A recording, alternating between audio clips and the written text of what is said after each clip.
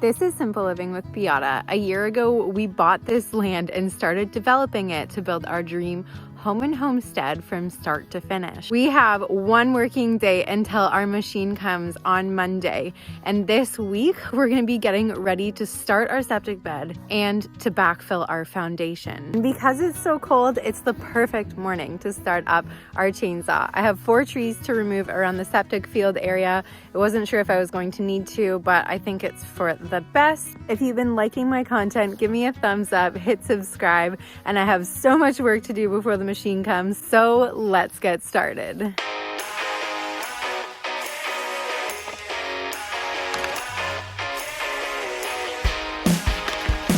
I love new chains.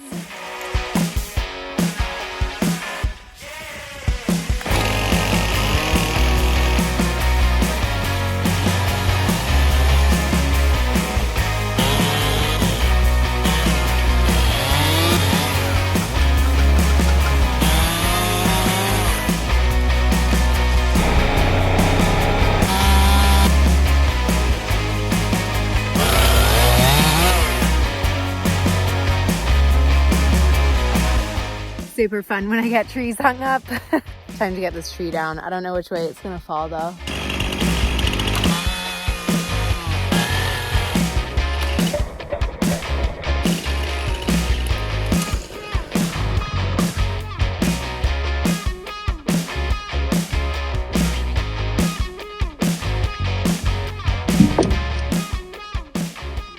Okay, I am done cutting the trees by the septic bed.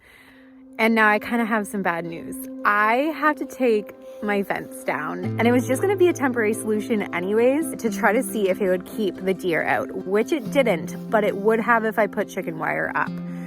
I kind of gave up. But basically this fence is blocking our view of our house. So we're going to be taking it down, and once we have our house built, we'll have our fence wrapping around our entire homestead to keep the deer out and going up to the side of the house. That way it's not blocking our view. But that means I have a little bit of work to do right now, and I need to take this whole thing apart. Some of these screws are completely buried, so I'm going to probably use a few techniques. I'll have a screwdriver for some, I'll be using a sawzall for others, and some of them I'm honestly just going to use a chainsaw and cut them off a little bit short. For the screws I can't get to, it's time to whip out the sawzall. Now, I'm like 100 feet away from our little hydro station where we have electricity, and I really don't want to run that many power cables. So what I'm going to do is actually use something that I just got. It's a power station. I'm super excited about it.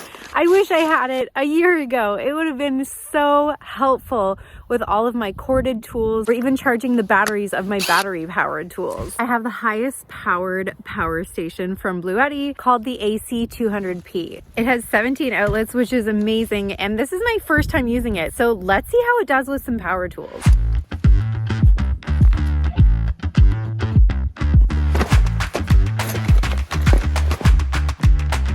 Moment of truth.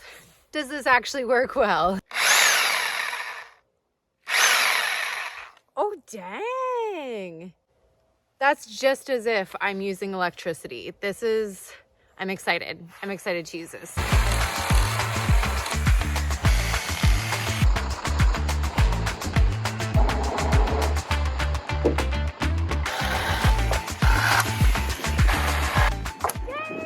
This is going to be amazing backup for when our power goes out. The power apparently goes out a lot in this area. So I'm excited to be able to have something to power our fridge when the fridge goes out, or other appliances. I think what I will end up getting is the solar panels that you can purchase to go with this. So I think that would have been really nice to have this last year, because there's been so many times where I've had to borrow tools that are battery powered, and then halfway through the day the battery dies and have no way to charge them. If you're looking for an eco-friendly, gas-free, quiet, and cost-effective power station to run your tools, to have as a power backup, or to run your appliances off-grid, look no further. Bluetti has so many different options. They have 7 different ways you can charge it. A 2,000 watt-hour capacity and a 4,800 watt surge. Click the link in the description below to check out Bluetti and to get the AC200P power station. And thanks so much to Bluetti for being being today's sponsor. Okay, it's time to get these top ones off with a chainsaw. This should be interesting. Well, I can't reach that one. I think that's the only one though, so I should still be able to get the 2 posts down.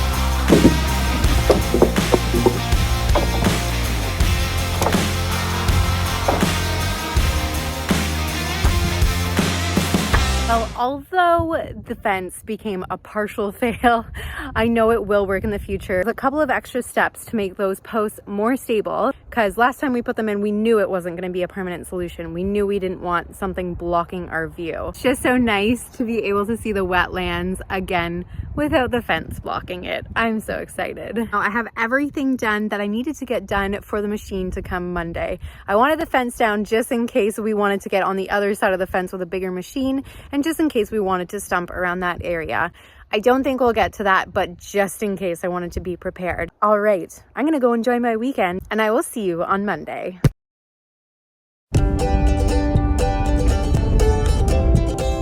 Excavator rental week 5.0. I'm waiting for my friend to deliver the excavator. He should be here within the next hour, and we have loads of gravel coming this afternoon. These weeks are always so intense. I always make 2 videos out of these excavator rental weeks because there's always so much content. So this is a 2-part series. I'm waiting for Craig to get here with the packer because this morning we are packing the crap out of the foundation and getting the gravel to come up so that we can raise the foundation. While I wait, I'm just gonna go around the foundation, cut off any little twigs that are sticking out, just try to make sure everything is ready to go so that we can be as efficient as possible.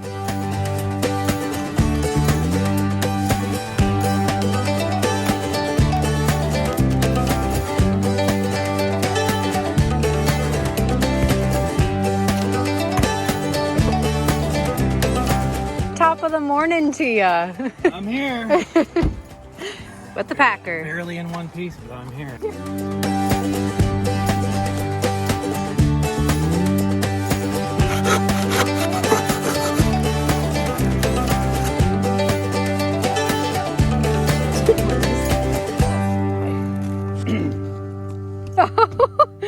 Best part about these things. Brought me a wheelbarrow. Yum yum. Delicious. We are still waiting on the excavator, so we're eating treats. And then a load of gravel is coming, so it's a bit of a chaotic morning.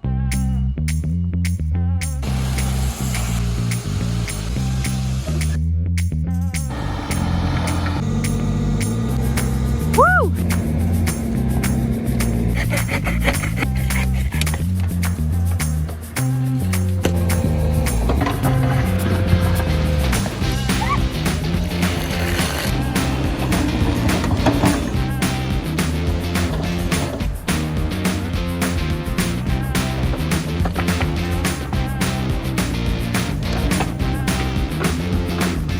So we put some Big O under the foundation because that's where our water line is going to go through from our well.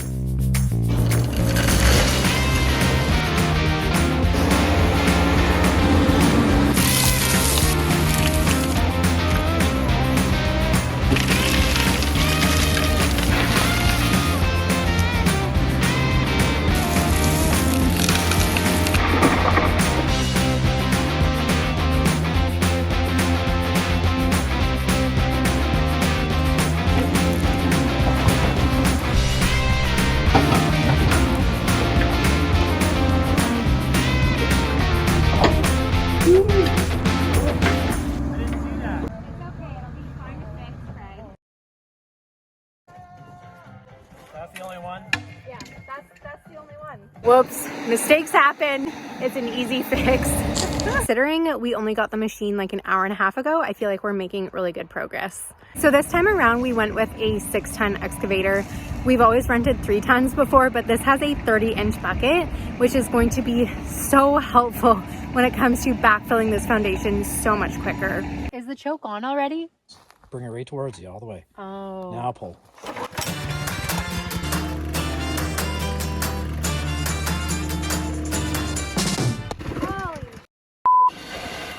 This is harder than I thought it would be.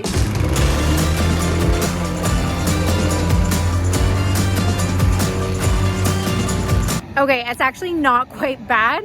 It's just hard to hold it in place because it just wants to move forward. So once you get the hang of it and know that you're not gonna stop it, I think it's pretty good to go. Getting a turn in the machine now.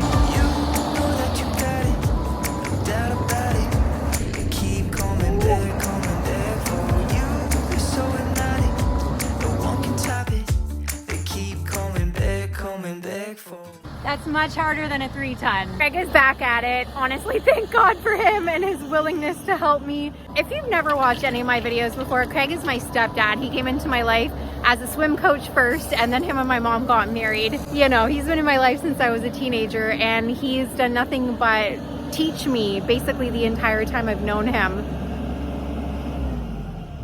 Talking about you. A good analogy.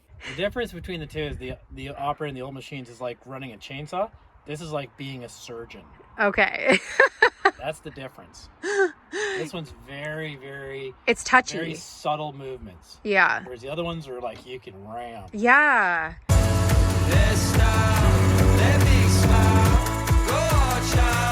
Turn up the dial. You know what you gotta do. Get wild. You ain't gotta play it cool. Get wild. Take it back into the moon. Get wild. Get wild. Get wild. The second layer is over halfway done, and we have another truck on the way with more gravel, and I have to go pick up my daughter from school. So we'll see where Craig gets to by the time I'm back. Literally couldn't care less that I'm here. They clearly have never been hunted before. Okay, time to go get my daughter from school. What a busy evening, it's Halloween. Oh my gosh. We still got work to do though. Who's this munchkin? Ah! Squeezing me, squeeze hard. Ah!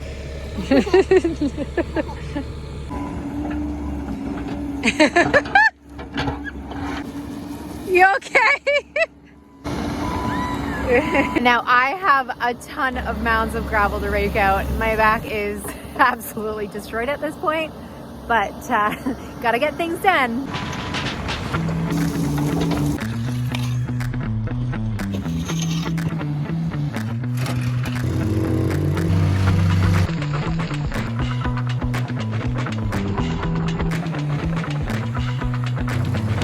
Bye, Poppy. Love you.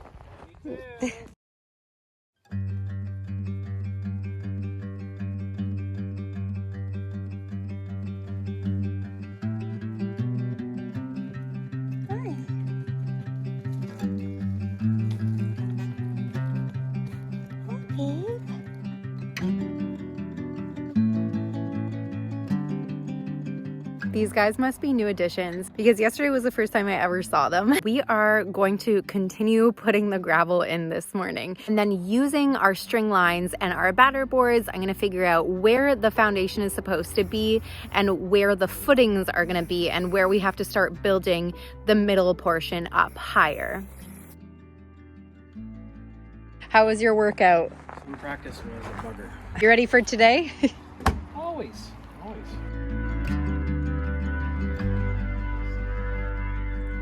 Time to make things level. I've worked so hard on all of my lines this morning, and now they're just gonna get covered back up or dug out.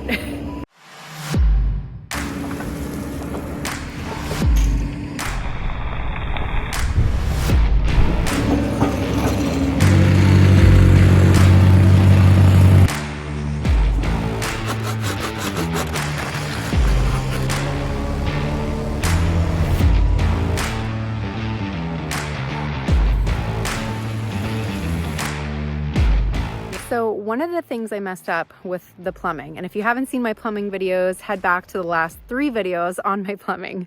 I messed up the clean out. So I just had the clean out, so a plumber would have had to dig and look for the clean out, whereas the clean out needs to come up to the grade of the ground. So I need to go find a couple of different parts to make it work. The moment we've all been waiting for, I have a sawhorse.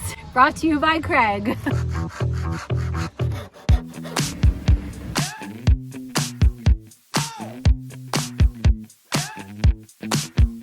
The plumbing situation is fixed, and now it's on to building this middle layer of gravel. So lots of moving gravel, lots of raking, and lots of packing. This is quite repetitive. So we have the first layer down. So I'm gonna give you a before and an after. We're gonna do the level shots tomorrow to see where we're at. There's a few things that we do have to fix, but it seems to be at the correct height. That is day number 2 with the excavator, and I'll see you tomorrow. Good morning. Ready for day number 3 with the excavator. I'm assuming a lot of people know this already, but for those who don't, we're basically just measuring to see where the grade is supposed to be for the gravel. So in some areas we need to add 3.5 inches of gravel. In other areas, we don't have to add anything. In some areas, we have to subtract.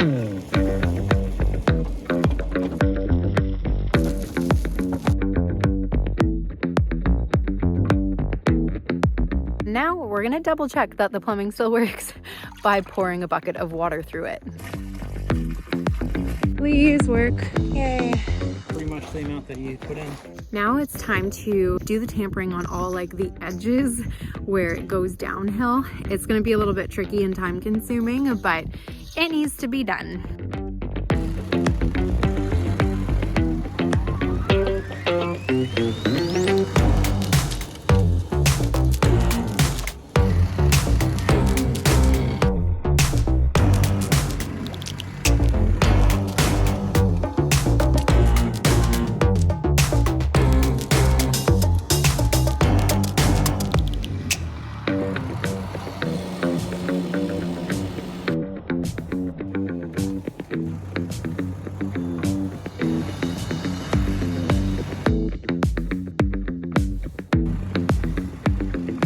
Went to go get diesel and pulled in, and Craig has gotten so much work done.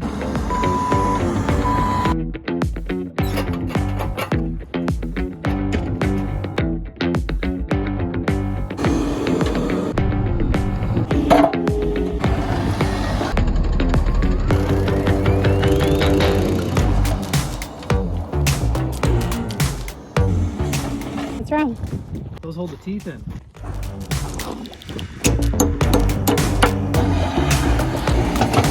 I forgot that we needed to put the electrical conduit in. The machine was gonna have to be driving back and forth over it, and it's so small we knew it would obviously crush. So I'm gonna dig a little trench now and try to get that in. No doubt it's packed well.